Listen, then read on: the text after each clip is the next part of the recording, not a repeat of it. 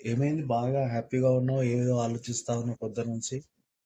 దేవుడు వాక్యంలో మనకొక వాగ్దానం ఇచ్చిండారు గదా! అడుగుడి మీకియ్యబడునని. సో, దేవుడిని ఏది అడిగినా దేవుడు మనకిచ్చేస్తాడు గదా! అందుకే ఏం అడగాలని ఆలోచిస్తున్నా. కార్ అడగాలా? ఇల్లు అడగాలా? లేకపోతే ఇంకేమన్నా నాకు నచ్చినయి అడగాలా? అని నేను ఆలోచిస్తూ ఉన్నా. అది కాదమ్మా. హ్మ్. నువ్వు చదివింది ఇదే వాక్యమా? మత్తయి సువార్త 7వ అధ్యాయం 7వ వచనమేనా? అవునవును. అదే ఇవాళ ప్రేయర్ చేసుకుంటా గదా! సో, ఈరోజు దేవుడిని ఏం అడగాలని ఆలోచిస్తూ ఉన్నా. ఓకే. దీని గురించి నేను క్లియర్‌గా నీకు చెప్తాను. హ్మ్. సరే విను.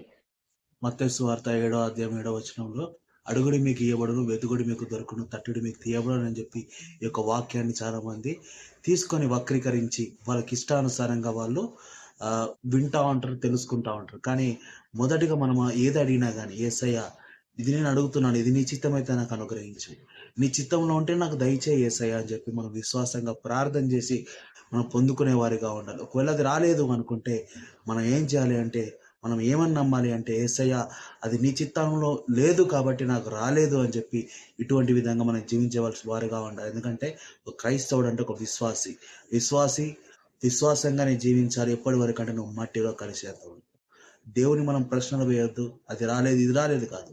మనం మొదటిగా మనం అందరము పడిన వాటిని వెతకాలి. యేసయ్య కోసం సాక్షిగా జీవించాలి. Praise the lord. Praise the lord.